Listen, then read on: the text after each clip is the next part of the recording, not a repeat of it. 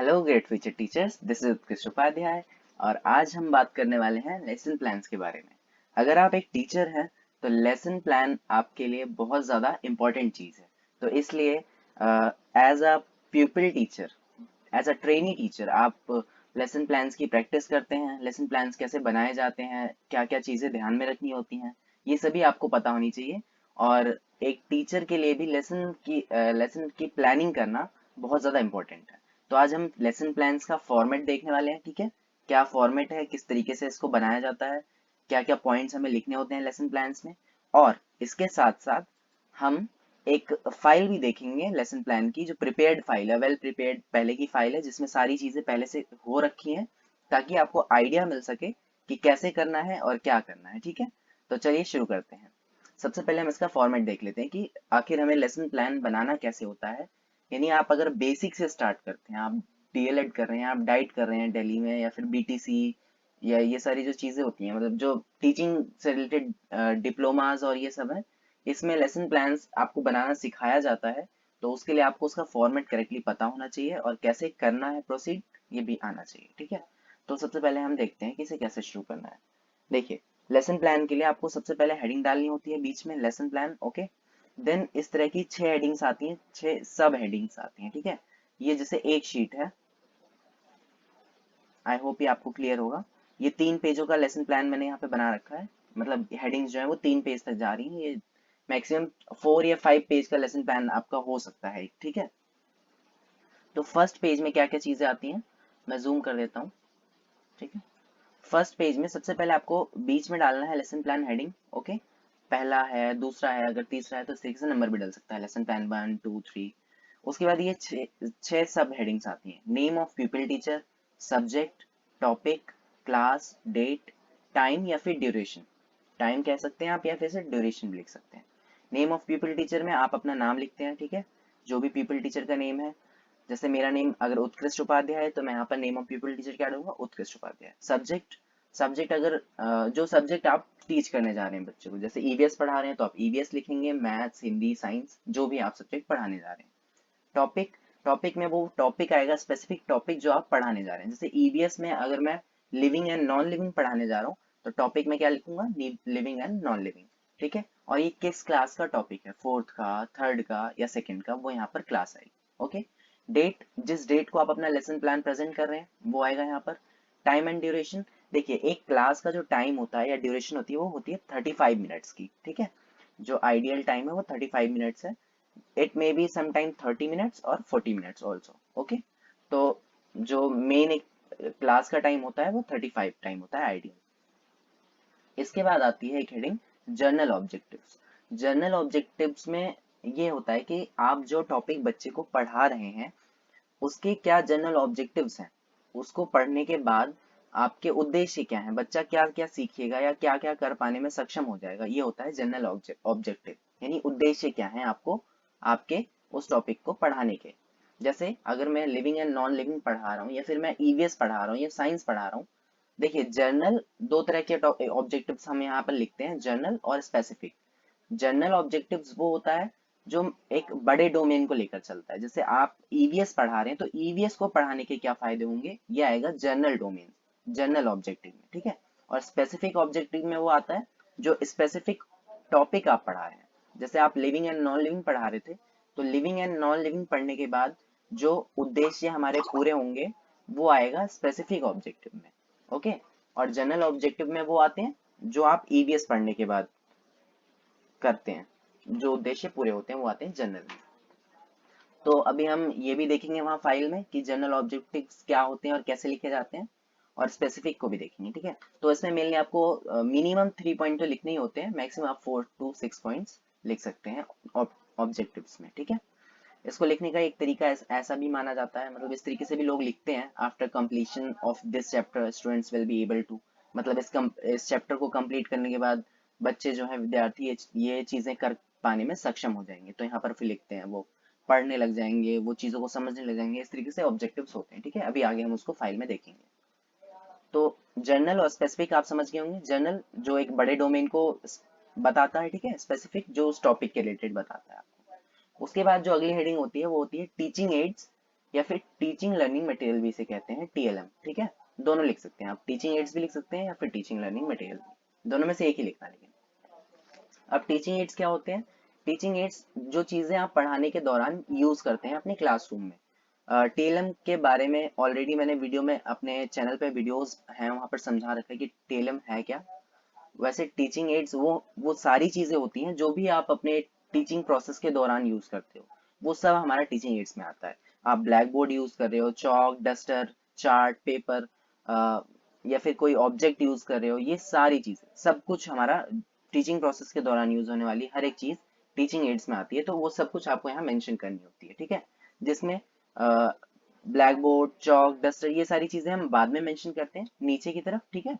ऊपर की तरफ हम स्पेसिफिक चीजें मेंशन करते हैं, जैसे आपने चार्ट बोर्ड बना रखा है या कुछ और मॉडल या इस तरह की चीजें बना रखी हैं एक्स्ट्रा टीचिंग एड्स, तो वो ऊपर की तरफ शो कर देते हैं, ठीक है। उसके बाद हम बेसिक चीजें मेंशन करते हैं, जैसे ब्लैक बोर्ड, चौक, डस्टर, क्योंकि वो सारी बेसिक चीजें तो हर हर टीचिंग एड्स में आनी ही आनी है क्लासरूम में, ठीक है। तो ये बात आपको ध्यान रखनी है। स्पेसिफिक चीजों को आप पहले दिखाएंगे जो आपने मेनली बनाया है, और उसके बाद आती हैं जनरल चीजें जैसे ब्लैक बोर्ड, डस्टर, ये सारी चीजें, ठीक है।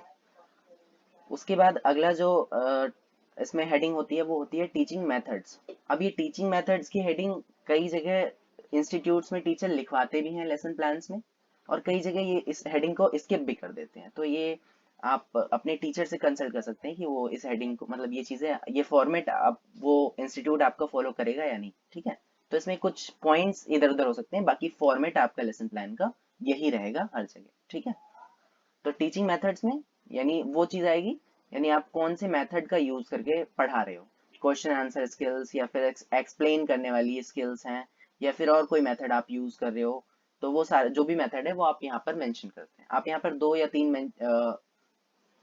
मेथड्स भी मेंशन कर सकते हैं, ठीक है, क्योंकि एट अ टाइम सिर्फ एक मेथड से क्लास में तो पढ़ाया नहीं जाता, तो ये आप यहाँ पर 2-3 मेथड्स मेंशन कर सकते हैं।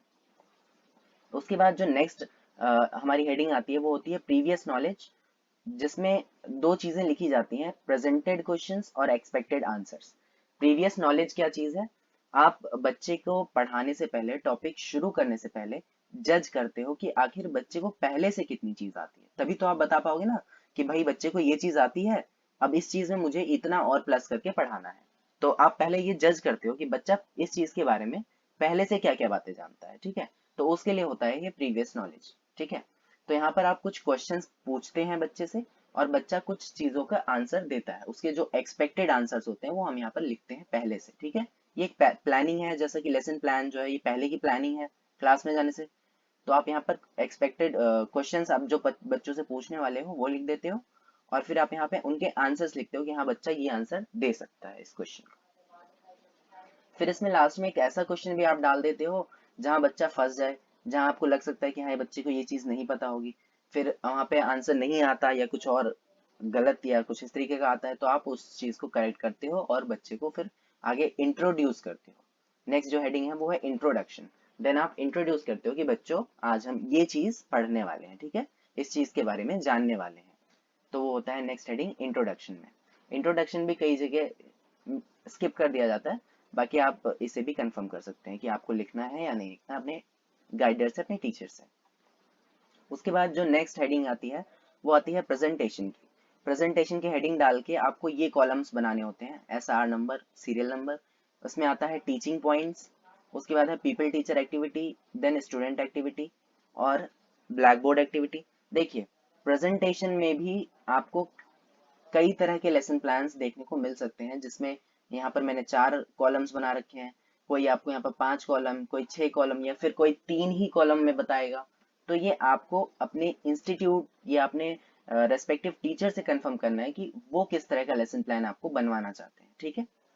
तो जैसे मैंने जो अपने टीचिंग प्रैक्टिसेस के दौरान लेसन प्लान बनाए थे, उसमें ये था कि टीचिंग पॉइंट्स लिखना है, ठीक है। टीचिंग पॉइंट्स यानी प्रेजेंटेशन में बेसिकली वो चीज आती है, पूरा चैप्टर जो आप समझाने वाले हो बच्चे को, वो उसमें उसके आप पॉइंट्स लिखते हो। उसके बाद पीपल टीचर एक्टिविटी यानी टीचर क्या कर रहा है। उसके बाद स्टूडेंट एक्टिविटी यानी टीचर के उस काम पे स्टूडेंट्स का क्या रिस्पॉन्स है। जैसे टीचर आपको कुछ समझाएगा पहले, मान लीजिए हम लिविंग एंड नॉन लिविंग का एग्जांपल लेके चल रहे थे, तो टीचर का पॉइंट हो गया कि लिविंग ऑर्गेनिज्म के बारे में बताना है, तो ये हो गया टीचिंग पॉइंट। ठीक है, टीचिंग पॉइंट क्या हो गया, लिविंग ऑर्गेनिज्म। अब प्यूपिल टीचर क्या करेगा, प्यूपिल teacher will explain about living organism, जो भी है उसकी डेफिनेशन वगैरह वो आप यहाँ पर लिखोगे प्रॉपरली। देन स्टूडेंट एक्टिविटी क्या हो सकती है कि बच्चा ध्यान से सुन रहा होगा या बच्चा समझ रहा होगा, तो स्टूडेंट्स विल मतलब यहाँ पर आप इसको बाकायदा से लिखोगी कि बच्चे जो है वो ध्यान पूर्वक समझ रहे हैं। देन उसके बाद जो मैंने यहाँ पे फोर्थ कॉलम यूज किया है, वहां पर ब्लैक बोर्ड एक्टिविटी आती है, यानी आप छोटे छोटे मिनिएचर्स बनाते हो ब्लैक बोर्ड के। जैसे यहाँ पर लिविंग ऑर्गेनिज्म की डेफिनेशन अगर टीचर ने बताई है, तो आप उसको मिनिएचर, ब्लैक बोर्ड का जो मिनिएचर होगा उस पे आप लिखोगे। ब्लैक पेपर होता है, ब्लैक पेपर पे उसकी डेफिनेशन को आप लिखोगे बाकायदा, जिसे ब्लैक बोर्ड पे लिखा जाता है। ठीक है, तो वो आप यहाँ पर पेस्ट करोगे अलग से। तो ये था प्रेजेंटेशन। प्रेजेंटेशन में ऐसे ही पूरा जो भी टॉपिक आप समझाते हैं वो पूरा लिखा जाता है। देन अगला जो हेडिंग आती है वो आती है जनरलाइजेशन। यहाँ पर अब जो हमने पूरा चैप्टर पढ़ा दिया है ना, पूरी प्रेजेंटेशन दे दी अपने चैप्टर की अपने तरीके से, अब हम लास्ट में जर्नलाइज करते हैं कि हमने क्या क्या पढ़ा। बच्चों आज हमने ये पढ़ा, आप जो टीचर है वो बच्चों को एक बार एक तरीके से रिवीजन करवाएगा, एक तरीके से उनसे रिवाइज कराने की कोशिश करेगा कि बच्चों आज हमने ये जाना, आज हमने ये पढ़ा। तो वो होता है जर्नलाइजेशन।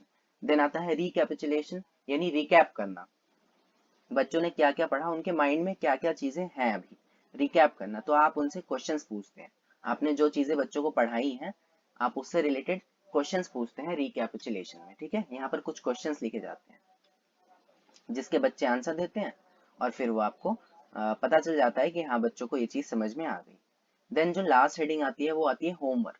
अब जब आपने भाई क्लास में पढ़ाया है तो होमवर्क तो बच्चों को देना बनता ही है, तो आप यहाँ पर होमवर्क देते हैं लास्ट में। अब होमवर्क के लिए आपको ध्यान रखना है, होमवर्क कैसा होना चाहिए, छापने या लिखने का काम नहीं होना चाहिए, कुछ ऐसी एक्टिविटी बेस्ड चीजें होनी चाहिए, या कुछ इस तरह की चीजें होनी चाहिए बच्चा जिसमें इंटरेस्ट ले। ठीक है, जिसको वो इंटरेस्टेड होकर कर सके, तो ये चीज आती है होमवर्क में। तो ये था पूरा 3 पेज का फॉर्मेट जो मैंने आपको बताया पूरे लेसन प्लान का। ठीक है, आप चाहे तो इसका स्क्रीनशॉट भी ले सकते हैं। और यहाँ पर लास्ट में देखिए, ये जो लेसन प्लान है, ये जो फॉर्मेट मैंने बताया है, ये एक जर्नल फॉर्मेट है। यहाँ पर कई सारे डिफरेंसेस आपको देखने को मिल सकते हैं, जैसे यहाँ पर प्रेजेंटेशन की कॉलम अलग अलग हो सकते हैं, मे बी एक दो और ऐड हो सकते हैं या कम हो सकते हैं, तो आपको अपने टीचर से कंसल्ट करना है। ओके, और मे बी एक या दो हेडिंग्स इसमें वो स्किप करा सकते हैं। ठीक है, ये एक जर्नल आउटलुक है, जर्नल परफॉर्मा है लेसन प्लान का, जो आपको फॉलो करना होता है। अब हम आगे हम और वीडियोस में इसके बारे में बात करेंगे। बाकी फिर भी अगर आप कुछ लेसन प्लान्स को डिमांड करना चाहते हैं या कुछ चीज़ें आपको अगर नहीं समझ में आई हैं, तो वो प्लीज़ मुझे कमेंट जरूर कीजिएगा, ताकि मैं उसको और अच्छे तरीके से समझा सकूं नेक्स्ट वीडियो में। ठीक है, और अदर सब्जेक्ट्स की लेसन प्लान्स की फाइल्स भी मेरे पास पड़ी हुई हैं, तो आप मुझे कमेंट करेंगे तो ज़रूर मैं अपने टेलीग्राम चैनल पे आपको प्रोवाइड करा दूंगा। टेलीग्राम चैनल का लिंक मेरे डिस्क्रिप्शन में आपको मिल जाएगा। और अगर कुछ पॉइंट्स आपको समझ में नहीं आए तो प्लीज़ मुझे कमेंट कीजिएगा। इस फाइल में मेरे पास और भी लेसन प्लान्स बने हुए हैं, आप कहेंगे तो ये भी मैं आपको प्रोवाइड करा दूंगा वो। तो लेसन प्लान का फॉर्मेट आपने समझ लिया। ठीक है, अब हम एक सैम्पल लेसन प्लान देख लेते हैं जो मैंने बनाए थे मेरे टीचिंग ट्रेनिंग के दौरान के लेसन प्लान्स हैं। ये मैं आपको शो करने वाला हूँ। ठीक है, और ये है ईवीएस सब्जेक्ट्स के। तो लेसन प्लान बनाने के लिए जनरली टीचर किस तरह की फाइल्स बोलते हैं, ये वन साइड प्लेन और वन साइड लाइन वाली फाइल है। ठीक है, और इस पे मैंने अपना लेसन प्लान बना रखा है, और इसमें क्या क्या जो पॉइंट्स हैं, जो फॉर्मेट है वो तो वही सेम फॉलो कर रखा है मैंने। ठीक है, और कैसे कर रखा है ये चीजें हम देख लेते हैं।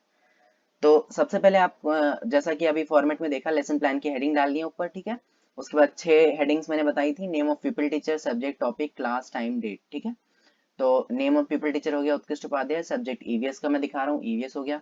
टॉपिक आप living and non living things, मैंने जैसे यहाँ पे बना रखा है पहला, तो वो देख लेते हैं। ठीक है, देन क्लास, कौन सी क्लास का टॉपिक है, ये सेकंड का है या थर्ड का है, आप कौन सी क्लास में पढ़ा रहे हैं। टाइम 30 से 35 मिनट की क्लास होती है। डेट, जिस डेट को आप इसको प्रेजेंट कर रहे हैं। ठीक है, देन इसके बाद मैंने आपको बताया था जनरल ऑब्जेक्टिव्स का यहाँ पर हेडिंग।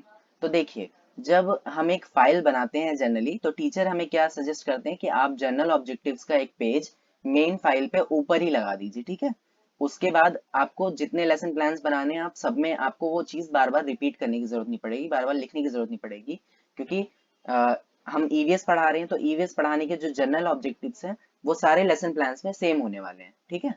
तो जितने भी लेसन प्लान्स आप बनाएंगे सब में जनरल ऑब्जेक्टिव सेम होंगे, इसलिए टीचर हमें प्रेफर करते हैं कि हम उसको पहले ही इस तरीके से, देखिए मैंने लिख रखा है जनरल ऑब्जेक्टिव, ये मैंने फाइल के ऊपर ही एक पेज बनाकर लगा दिया है। उसके बाद यहाँ पर इस फाइल में और भी लेसन प्लान्स हैं, 5 लेसन प्लान इसमें मैंने लिख रखे हैं, और तो इस तरीके से मैंने उसको ऊपर ही लगा दिया, ठीक है।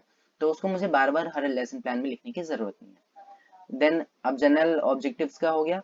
उसके बाद आया स्पेसिफिक ऑब्जेक्टिव, हर टॉपिक के लिए अलग अलग होंगे स्पेसिफिक ऑब्जेक्टिव। तो यहाँ पर ये मैंने 3 पॉइंट्स लिख रखे हैं स्पेसिफिक ऑब्जेक्टिव के लिए कि क्या क्या हम कर पाने में सक्षम हो जाएंगे बच्चे। जैसे students could tell the characteristics of living and non living things, वो पढ़ने के बाद कैरेक्टरिस्टिक्स बता पाएंगे, डिफरेंशिएट करने के लिए एबल हो पाएंगे, डिफाइन करने के लिए और एग्जाम्पल देने के लिए एबल हो पाएंगे, है ना। देन है टीचिंग एड्स। टीचिंग एड्स, उसके बाद मैंने आपको बताया था टीचिंग एड्स का जो आता है ये, उसके बाद अगला कॉलम मैंने आपको बताया था टीचिंग एड्स का आता है, ठीक है। टीचिंग एड्स में मैंने आपको क्या चीज बताई थी कि जो स्पेसिफिक चीजें हैं, जैसे आपने चार्ट बनाया है, मॉडल बनाया है, वो चीजें आपको आगे लिखनी है, और ब्लैक बोर्ड, डस्टर, ये सारी चीजें आपको पीछे लिखनी है या फिर नीचे की तरफ लिखनी है। अब ये भी मेरे टीचिंग ट्रेनिंग के दौरान है, तो मुझे वो चीजें इतनी क्लियर नहीं थी, तो ये आपको आगे ध्यान रखना है, ठीक है। इससे अच्छा इंप्रेशन पड़ता है लेसन प्लान चेक करने वाले पे, क्योंकि वहाँ आप जब टीचिंग प्रैक्टिसेस के लिए जाते हैं तो वहाँ पर आपके लेसन प्लान चेक होते हैं, आपको बाकायदा ऑब्जर्व किया जाता है, ठीक है। तो और इसको आप कोशिश करें तो बुलेट्स में लिखें, ज्यादा बेहतर होगा। देन अगला जो मैंने हेडिंग बताई थी वो बताई थी प्रीवियस नॉलेज। प्रीवियस नॉलेज यानी बच्चे को क्या क्या प्रीवियस नॉलेज है ये चेक करना। अब देखिए इस फाइल में मेरे एक साइड में प्लेन है, एक साइड में लिखा हुआ, तो ये जो मैंने प्लेन साइड है वहां पर मैंने कुछ एक्टिविटीज लगा रखी थी ताकि बच्चा उससे बेहतर तरीके से समझ सके। जैसे मैंने क्या किया था, मैंने देखिए यहाँ पर 2 तरह की लीव्स ले ली थी, ये असली वाली लीव्स आपको दिख रही होंगी, और ये इस तरफ कागज की लीव्स मैंने ले ली थी। अब मैं ये बच्चों को शो करता पढ़ाते वक्त कि बच्चों देखिए, पहले मैं उनसे पूछता कि ये क्या चीज है, फिर वो बोलते ये पत्ता है या ये लीव्स है। तो देन मैं उनसे डिफ्रेंशिएट करने की कोशिश करवाता कि इसमें से असली लीव्स कौन सी हैं या ये असली लीव्स हैं या नहीं। तो इससे वो जान पाते कि क्या लिविंग थिंग है, कौन सी नॉन लिविंग थिंग है ना। तो वो डिफ्रेंशिएट कर पाते। उसके बाद ये देखिए मैंने एक और एक्टिविटी यहाँ पर लगा रखी है। मैंने यहाँ एक फोटो लगा दी थी और लिखा क्वेश्चन था, एक क्वेश्चन बनाया था, make a list of living things and non living thing bye identifying the objects of image. इस इमेज में जो जो चीजें बच्चों को नजर आ रही होंगी उसमें कौन सी लिविंग थिंग है और कौन सी नॉन लिविंग थिंग है, ये बच्चे मुझे देखकर बताएंगे। तो इस तरह की एक्टिविटीज आप अपने माइंड से जनरेट कर सकते हो कि बच्चों को कैसे समझाना है टॉपिक को, ठीक है। और उसके अलावा आप क्या क्या अलग से चीजें यूज कर रहे हो अपने टीचिंग के दौरान। तो हम कहाँ थे इसमें, प्रीवियस नॉलेज। अब मैंने जैसा कि आपको बताया था कि प्रीवियस नॉलेज में एक टेबल बनती है जिसमें एक तरफ आप प्रेजेंटेड क्वेश्चंस लिखते हैं, दूसरी तरफ आप एक्सपेक्टेड आंसर्स लिखते हैं। तो जैसे मैंने यहाँ पे कुछ क्वेश्चंस दे दिए, जैसे name some things which are created by nature, कौन सी चीजें नेचर से बनी है, जैसे वाटर प्लांट ये सब। Some things which are made by humans, buildings, चौक, ये सारे क्वेश्चंस मैंने पूछे और आंसर्स बच्चे देंगे, ऐसा मैंने एक्सपेक्ट किया, ठीक है, एक्सपेक्टेड आंसर्स।